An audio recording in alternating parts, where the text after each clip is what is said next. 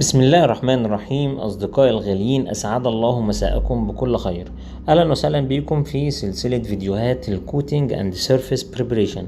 وفيديو اليوم هنتكلم فيه عن موضوع مهم جدا لكل الناس اللي شغالة في مجال الكونستراكشن، وخاصة مجال البايبنج ومجال الستيل ومجال الكوتينج، ألا وهو الكروجن أو التآكل. طب لو جينا نشوف تعريف الكروجن أو التآكل، هنقول هو عبارة عن degradation of a metal by chemical or electrochemical means. يعني ايه الكلام ده؟ قال لك هو عملية اضمحلال المعدن. وخلي بالكم من كلمة ميتال أو كلمة المعدن، لأن هنعرفها بالتفصيل، بالذات بالتفصيل في الدقايق اللي جاية. ليه الكروجن بيختص بالذات للميتال؟ تمام كده؟ طيب قال لك هو اضمحلال المعدن نتيجة التفاعلات الكيميائية ونتيجة التفاعلات اللي هي الكهروكيميائية، وده ان شاء الله هنعرفه بالتفصيل في خلال الدقائق اللي جاية. طيب الديجريديشن ده او الاضمحلال ده بيحصل نتيجة ايه؟ قال لك نتيجة حاجة اسمها الديتيريوريشن. يعني ايه ديتيريوريشن؟ قال لك يعني تدهور الخواص الفيزيائية للمعدن ذات نفسه عن طريق ان تخانته بتقل. طيب تخانته بتقل ليه؟ قال لك ده برضو اللي هنشوفه في الدقائق اللي جايه. تمام. وكمان بيخص هنا المعدن بالذات. طب ليه المعدن؟ هقول لك والله لان كل اعمال الكونستراكشن اللي بتبقى عباره عن معادن، واغلب المعادن كمان اللي بتبقى مستخدمه عندنا اللي هو الحديد او الستيل. وخاصه بقى المعدن ده هو اللي بيحصل له عمليات التآكل عندنا، تمام، بصرف النظر عن جميع المعادن. طيب احنا عندنا مواد تانية ممكن تستخدمها. قال لك انت ممكن تستخدم البلاستيك اللي هي متمثلة في الربر، وممكن تستخدم البوليمر، وممكن تستخدم السيراميك، وممكن تستخدم اللي هي الكومبوزيت ماتيريال. بس كل الكلام ده هيبقى بعيد شوية عن اعمال اللي هو الكروجن او التآكل، لان التآكل زي ما قلنا بيختص بعملية بيختص بالمواد اللي هي الميتال، وليس المواد اللي هي النون ميتاليك. طيب انت قلت دلوقتي ان الميتال او المواد المعدنية هي اللي بتتعرض لعملية الكروجن. طيب لو جينا نقول هل النحاس، ما هو النحاس من اللي هي العناصر اللي هي الميتال، هل النحاس او البرونز ممكن يتاكلوا او يحصل لهم كروجن؟ هقول لك والله النحاس والبرونز دول صعب جدا ان هم يحصل لهم تآكل، او بيتم ليهم عمليات تآكل بتبقى بنسب بسيطة جدا جدا جدا، تكاد لا تذكر. اما اشهر المعادن اللي بيحصل لها تآكل فعلي، وده اللي احنا بنحاول فيه ان احنا نتلاشى عمليات الكروجن، ده هو الستيل او الحديد زي ما قلنا. طب ليه النحاس ما بيحصلوش تآكل؟ هقول لك برضو والله ده اللي هنعرفه في خلال الدقائق القادمة. عشان نعرف الصدى ازاي بيتكون وليه بيحصل، تعالوا نرجع بالذاكرة شوية لورا من ايام الثانوية العامة ونشوف طبيعة المواد عاملة ايه، لان من خلال النقط اللي جاية هنعرف ايه هي اساسيات الكروجن. من المعروف عندنا ان المادة اللي هي الماترز بتتكون من مجموعة من الذرات اللي هي بنقول عليها الاتومز، والاتومز دي او الذرات بتتكون من مجموعة من البروتونات الموجبة وبيترمز ليها بالرمز البي موجب، وكمان مجموعة من النيترونات المتعادلة ورمزها اللي هو الN، وكمان مجموعة من الإلكترونات السالبة وبيبقى رمزها E. يبقى احنا عندنا بروتونات موجبة وإلكترونات سالبة ونيترونات متعادلة لا هي موجبة ولا سالبة.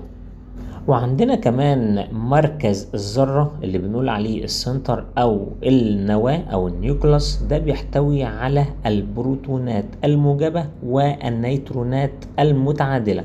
وفي خارج نواة الذرة أو السنتر بتاع الذرة بتتواجد اللي هي الإلكترونات السالبة، ودايما بتبقى موجودة في مستويات الطاقة اللي بنقول عليها الأوربتس.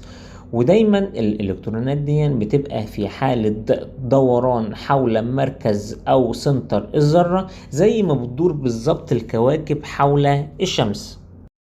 جميع الذرات بيبقى ليها عدد من البروتونات الموجبة وعدد من الإلكترونات السالبة، وفي أغلب الأحيان بتبقى الذرة في حالة تعادل أو نيوترال، لأن عدد الإلكترونات السالبة بتساوي عدد البروتونات الموجبة، وفي الحالة دي زي ما قلنا بتبقى الذرة متعادلة أو نيوترال. وبرضه بيكون عدد البروتونات الموجبة مساوي لعدد النيترونات المتعادلة داخل نواة الذرة، وحيث أن النيترونات بتبقى شحنتها متعادلة فده مش هيأثر على حالة المادة، يعني من الآخر ملهاش لازمة اللي هي النيترونات. وعدد البروتونات الموجودة داخل نواة الذرة بنقول عليها العدد الذري، ومجموع البروتونات والنيترونات داخل نواة الذرة بنقول عليها العدد الكتلي. وطبعا وزن النيترونات بيبقى صغير جدا يكاد لا يذكر، فبرضه مش هيبقى ليه لازمة. وفي حقيقة الأمر احنا في العالم بتاعنا اللي بيجري بمقادير وحكمة ربنا بيتواجد لدينا أكتر من 100 عنصر. كل العناصر دي اتلمت في جدول واحد، وسمينا الجدول ده بالجدول الدوري أو البريودك تيبل. لو جينا أخدنا أحد العناصر المهمة واللي هو محور حديث اليوم اللي هو الحديد، لو جينا بصينا على الحديد هنلاقي ان العدد الذري بتاعه من خلال الجدول الدوري هنلاقي هو 26، يعني عدد البروتونات بتاعته الموجبة بتساوي 26، وعدد الالكترونات السالبة بتساوي 26.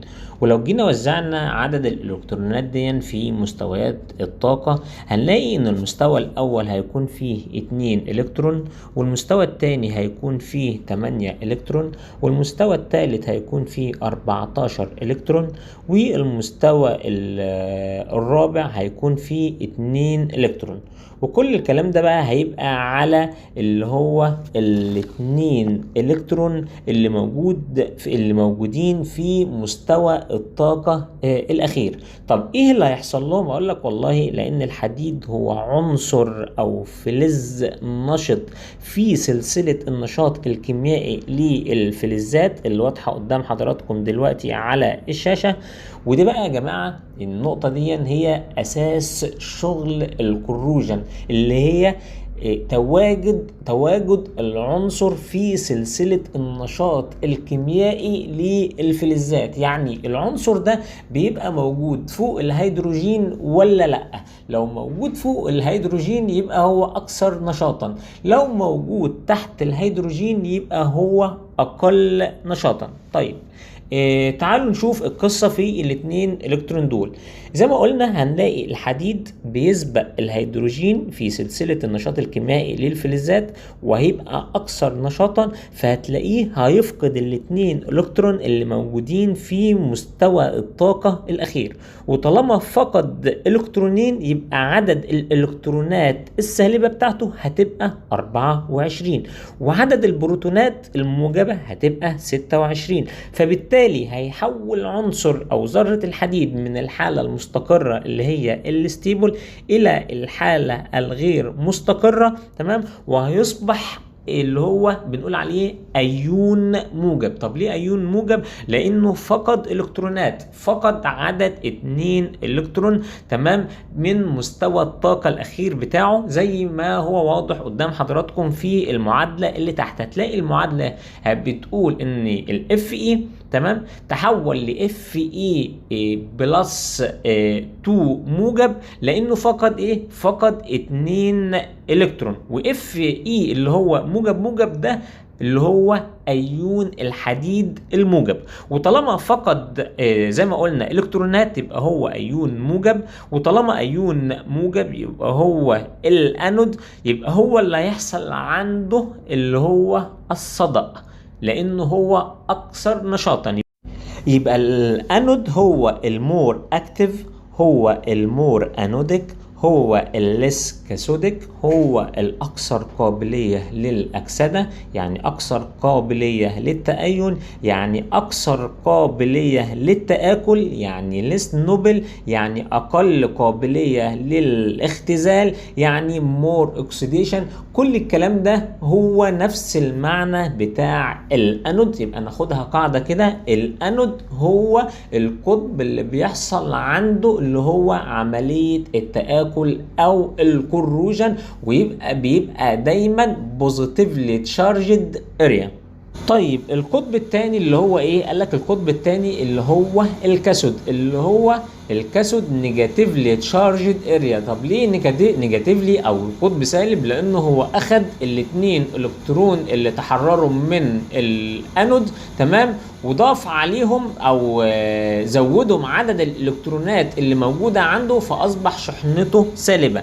يبقى الكاثود هو الليس اكتيف، هو الليس انوديك، هو المور كاثوديك، هو الاقل قابليه للاكسده، هو الاقل قابليه للتآكل، هو المور نوبل، هو الاكثر قابليه للاختزال، هو الليس اوكسيديشن. او بمعنى اصح ده، او بمعنى اصح ان القطب ده هو اللي مش هيحصل عنده عمليه الكروجن او عمليه التآكل. لو جينا بصينا على العنصر الثاني بتاعنا وهو الألمنيوم، وجينا شفنا ترتيبه في سلسلة النشاط الكيميائي للفلزات، هنلاقيه برضو أعلى من الهيدروجين وكمان أعلى من الحديد، يعني أكثر نشاطا من الحديد. لو جينا بصينا على العدد الذري بتاعه هتلاقيه 13 تمام. وهتلاقوا توزيع الإلكتروني بتاعه، هتلاقوا 2 إلكترون في المستوى الطاقة الأول، و8 إلكترون في مستوى الطاقة الثاني، و3 إلكترون في مستوى الطاقة الثالث. وعشان هو أكثر نشاطا فهو هيفقد ال3 إلكترونات اللي موجودين في مستوى الطاقة الأخير ويتحول إلى أيون موجب، تمام كده. ليه؟ لأنه أكثر نشاطا.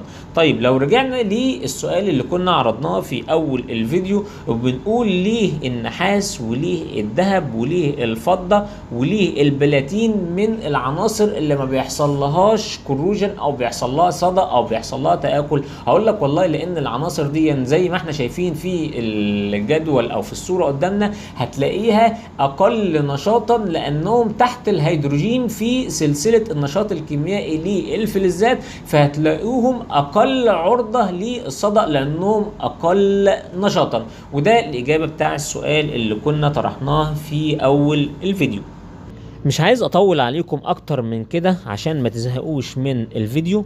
وكده احنا استعرضنا مقدمة عملية الكروجن، والمقدمة ده يا جماعة زي ما قلنا هي اساس عملية الكروجن. ان شاء الله بقى في الفيديوهات اللي جاية ان شاء الله هنبدأ نستعرض انواع الكروجن زي الكيميكال كروجن والالكتروكيميكال كروجن زي ما استعرضناهم في اول الفيديو. لكن بقى ان شاء الله بداية من الفيديوهات اللي جاية هناخدهم بالتفصيل ونتكلم عنهم واحدة واحدة. اتمنى ان الفيديو يكون نال اعجابكم. اشوفكم على خير ان شاء الله في الفيديوهات القادمة. شكرا، سلام عليكم.